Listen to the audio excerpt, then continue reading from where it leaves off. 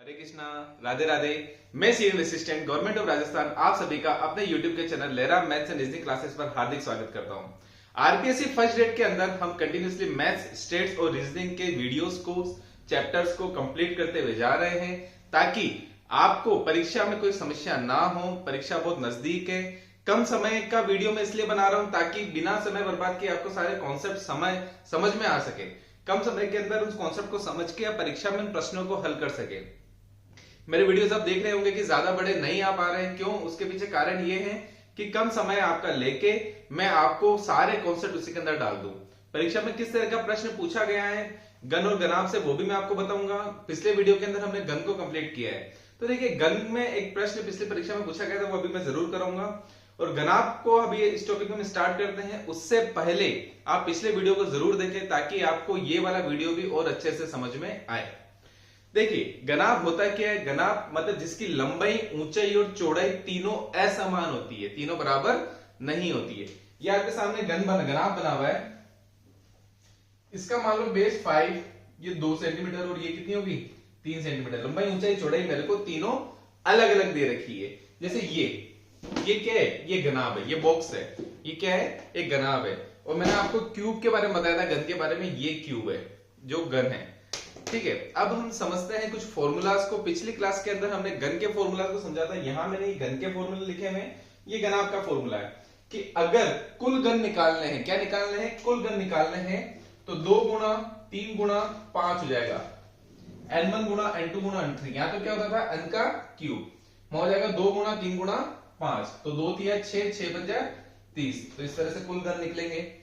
अगर कुल, और उसको निकालने से पहले, कुल गन निकालने से पहले हमें एवरेज निकालना पड़ेगा कि आपको इस गन को कितने भागों में काटा है। 4 भागों में काटा है, 3 भागों में काटा है, जितने भागों में हम 2-2 सेंटीमीटर के भाग में काट रहे हैं, 1-1 सेंटीमीटर के भाग में काट रहे हैं। काटना मतलब इस तरह से, ये हम कितने कितने सेंटीमीटर के भागों में काट रहे हैं,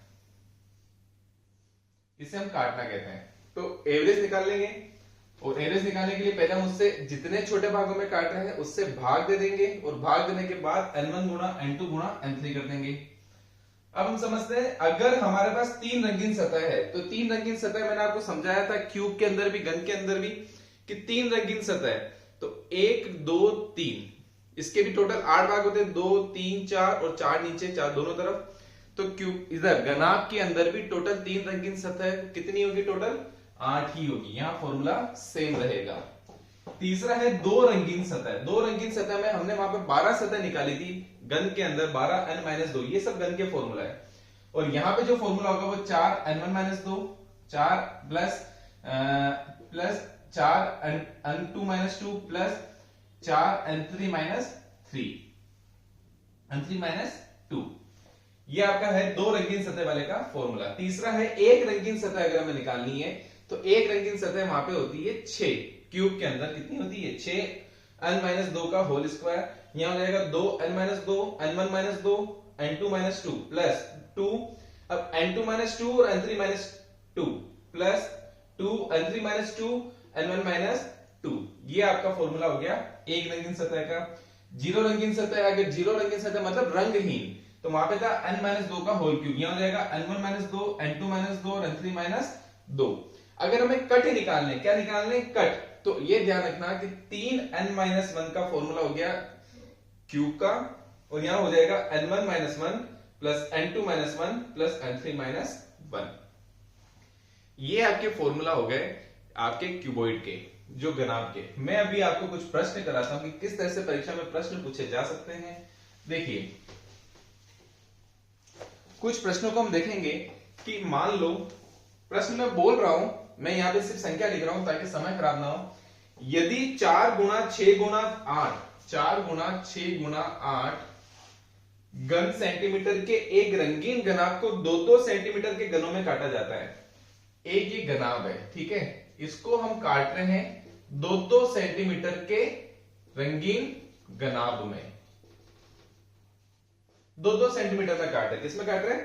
2-2 सेंटीमीटर के गनों में काट रहे हैं। तो प्राप्त गनों की संख्या क्या होगी? तो जो बड़े गन होते हैं, n निकालने का तरीका क्या होता है? 4 गुणा 6 गुणा 8, और कितने भागों में काट रहे हैं उससे भाग दे देंगे, 2 गुणा 2 गुणा, इसको भी 2-2 सेंटीमीटर में, तो भाग दो भाग दो भाग दो, इससे काटा तो कितना है 2 गुना, इससे काटा तो 3 गुना, इससे काटा तो कितना है 4, तो 2 गुना 3, 3 गुना 4, 2 3 6 6 चौक 24, ये हो गया n1, ये हो गया n2, ये हो गया n3।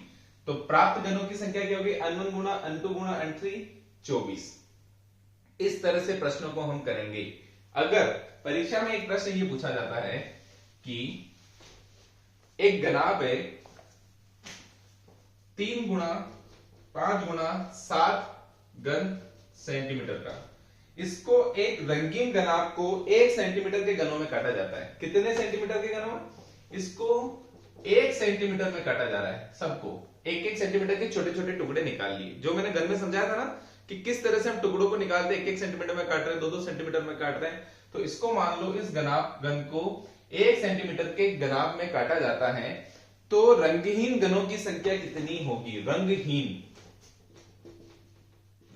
घनों की संख्या कितनी होगी? अब आप देखिए रंगहीन घन के फॉर्मूला क्या हो गया n1 - 2, n2 - 2 और n3 - 2।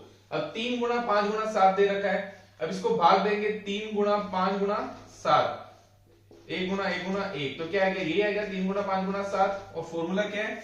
ये हमारा आ गया n1, ये तो हो गया n1, ये हो गया n2, ये हो गया n3। अब आपका फॉर्मूला देखिए n1 - 2 तो 3 - 2, n2 - 2 तो 5 - 2, n3 - 2 तो 7 - 2, 3 - 2 1, 5 - 2 3, 7 - 2 5, 5 गुना 3 15, 15 एकम 15। तो टोटल कितने पार्ट्स में काटा जा रहा है? कितने घनों की संख्या कितनी हो गई? 15। परीक्षा में किस तरह से प्रश्न पूछा जाता है? प्रश्न पत्र साथ लेकर बैठना। 9 जनवरी 2020 को एक प्रश्न आया था,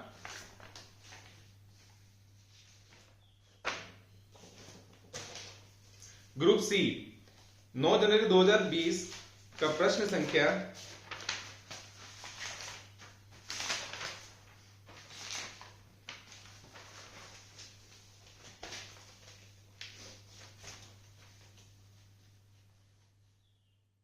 19, प्रश्न संख्या 19 ये वाला